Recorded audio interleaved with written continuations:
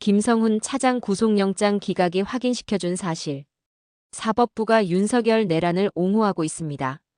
서울서부지법의 허준서 영장전담 부장판사는 21일 특수공무집행방해 등의 혐의를 받는 김성훈 대통령 경호처 차장과 이광우 경호본부장의 구속영장을 기각했습니다.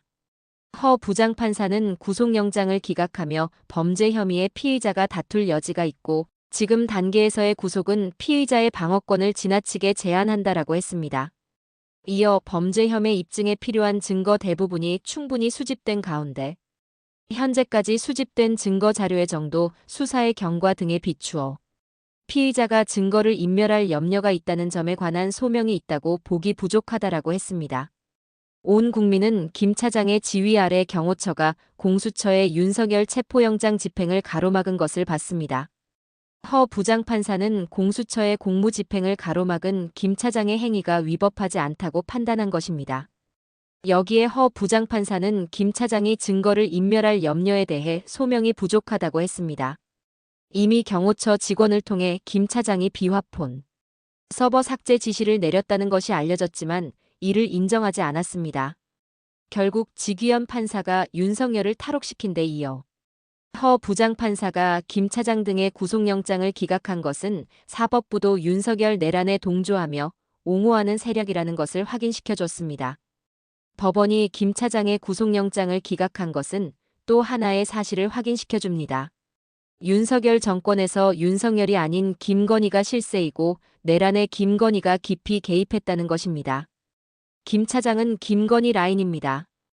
경찰은 김 차장에 대한 구속영장을 4번이나 검찰에 신청했습니다.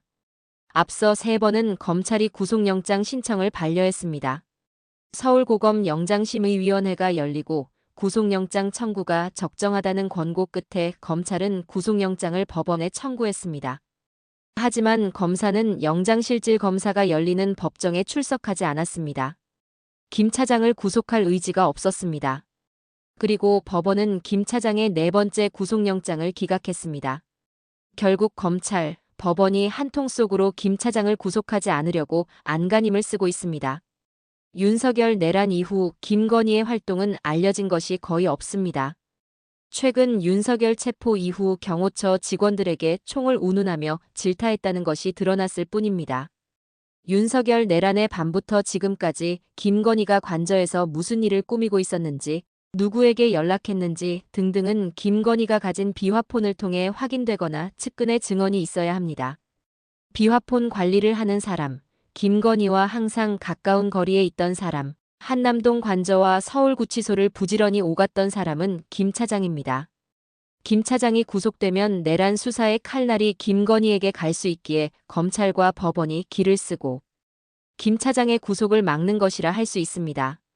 검찰과 법원을 이제 믿을 수 없다는 것이 확인됐습니다.